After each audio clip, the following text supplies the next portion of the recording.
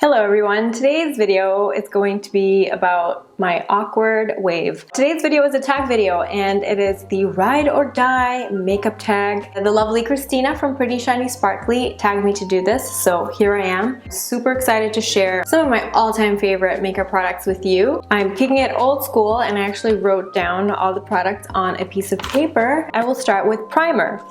My ride or die makeup primer is not really a makeup primer. It's the Dior Capture to Tell Dream Skin. This is marketed as a skincare product. It's like a daytime serum, I guess. It doesn't really say what it is. It just says global age-defying skincare, perfect skin creator. I use it as a makeup primer and I really love it. I find that my makeup goes on really well after I apply this, and it also has skincare benefits in it. I just have really good results with it, but it's a frustrating product because number one, it is excruciatingly expensive. So I would not recommend you just go out and buy this without trying it first. The reason I fell in love with it is because I had a lot of samples of it and I really got to try it out before I splurged for the full size, but it's really worth it for me. When I use this, my skin is just really good. It's really happy. It's supposed to help fade hyperpigmentation as well. I feel like if you're combination oily, you might enjoy this, but it's really good.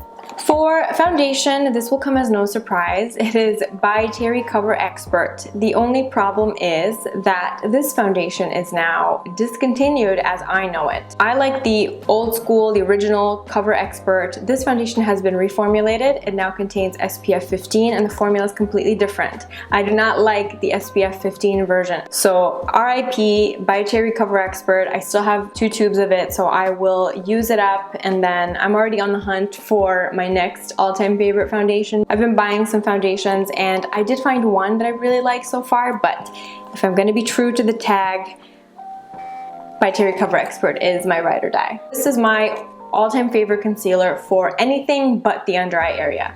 So for blemishes, for acne scars, for any areas of redness that are not being covered by foundation, Laura Mercier's Secret Camouflage is my favorite concealer.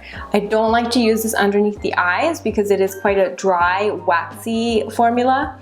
But I use the shade SC3. I used to use the shade SC4, but I just kept going through, you get 2 colors, and when I would use SC4, I just always would completely use up one color before I would even hit pan on the other, so I figured SC3 would be a better match. As you can see, it's very well loved. It lasts forever. I've had this for a year. I do clean it sometimes. I find that it gets a little bit gross because I do like to apply this with my fingers. So what I do when I want to kind of clean and disinfect is I take a cotton pad with isopropyl alcohol and I just kind of run it over and I kind of get that gritty, gross first layer of it off, and then I feel like the product is refreshed. So that's how I clean it, and yeah, this has been my favorite concealer for a long time and I will keep buying it. Hopefully it will not get discontinued anytime soon. Next category is face powder, and my go-to face powder day in, day out is the Too Faced Cocoa Powder Foundation. This is actually a powder foundation and I ran out of it actually. Today was the last time I think I was able to use it. It doesn't have a lot of coverage. The way I use it is with a fluffy brush, and I use this to set either the areas of my face that I feel like need a little bit of extra coverage, the areas of my face that tend to get a little bit oily. I use this to touch up throughout the day. It never looks cakey or anything. It's just a good powder that I rely on when I want my makeup to last a long time. For under eye powder, I don't have one that I'm absolutely obsessed with. I am using the Laura Mercier Secret Brightening powder right now. I don't have it with me. It's actually at my boyfriend's house, but I like the Laura Mercier Secret Brightening powder, but I really want to check out that RCMA no color powder that everybody keeps raving about. Once I use up my Laura Mercier, I'll probably buy that one. So I don't really have a ride or die under eye powder. For blush, it is Too Faced Baby Love. Mine looks absolutely disgusting because I kept dropping it and it was breaking, so I had to kind of put it back together. It goes with everything. It's not too matte, it's not too shimmery, it just has a very soft, subtle sheen. I am wearing it today. If you like Tarte Exposed blush, this is kind of like the nude peach sister of Tarte Exposed, but I do like the finish of this a little bit better. I like the dimension that I get from the sheen of it, and yeah, this is such a great color, and if I had to get rid of all my blushes and just keep one, this is the one that I would keep. For bronzer, I'm actually not very loyal to one particular bronzer. There are a lot of bronzers that I enjoy. If I had to pick one, I actually don't have it right now. I end up using it up and I'm using other bronzers now, but I did really like the Chanel Le Beige powder in shade number 40. It's not a traditional bronzer, it's just a face powder that's in a darker shade, but I really loved the way that wore and how natural it was and how easy it was to blend. For highlight, I think I am the only person on YouTube that is not into the highlighter craze. Maybe because I have oily skin, like I'm not wearing highlighter right now, and I feel like I still look like glowing, but I do have oily skin, so I'm not very crazy about highlighters, but sometimes I do like to add a little bit of extra dimension to the tops of my cheeks, and the Hourglass Ambient Lighting Palette is my go-to. These two shades together, Radiant Light and Incandescent Light, that is what I use. I just mix them all together and I apply them to the tops of my cheekbones when I want a highlighted look, and I love it. I definitely see myself going through this entire palette and then I will just repurchase it because I'm not really tempted to try any other highlighter, to be honest. That's how happy and satisfied I am with this. For mascara, I have two that I don't have right now because I have so many mascaras to try and to test. But in my head, in the back of my mind, the two stand-up mascaras that I have repurchased and that I will continue to buy over time are the Covergirl Supersizer Mascara. I absolutely love that mascara, and the Makeup Forever Smoky Lash. That's an all-time favorite mascara of mine, and I feel like whenever I'm in a pinch, I can just pick that one up and I know exactly what to expect from it. So those are my two ride or die mascaras. For lipstick, my ride or die lipstick is the lipstick I'm wearing today, and it is Chanel Rouge Coco Shine in the color Boy. It is so easy. It's everything I love in a lipstick. It's that My Lips But Better nude pink type of color. It's not super pigmented, but it does give you a good color deposit. I have quite pigmented lips naturally, but this is definitely not super sheer. You will definitely be able to see it on your lips even if you have more pigmented lips. I just love it because it is so comfortable to wear and so versatile. I can wear this for a special occasion. I can wear this to work. I can wear this out just running errands on a minimal makeup day. It works with any makeup look.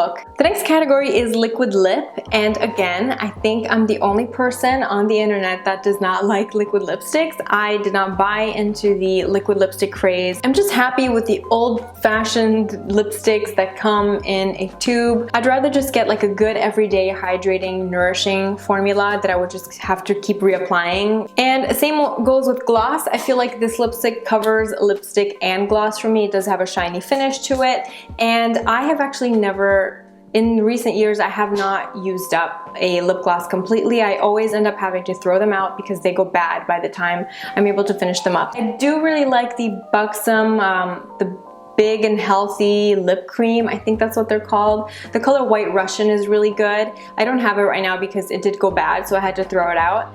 But I'm just not, I wouldn't consider lip gloss a ride or die makeup product for me. I'm so boring. I feel like I just, all these categories, I'm just like, no, not that. For lashes, my all-time favorite eyelashes, fake eyelashes, are the Ardell Demi Wispies. This is a classic, an oldie but a goodie. I have tried some of the fancier, high-end, like mink lashes and stuff like that. And while those are really nice and I love the way they feel and they're comfortable, I just go back to the Ardells. They're easy for me to buy, they're affordable, they are widely available. Now, there was no category for brow product, but I do have have a ride or die brow product that I wanted to share with you, and it is the L'Oreal Brow Stylist Plumper. This is the shade light to medium.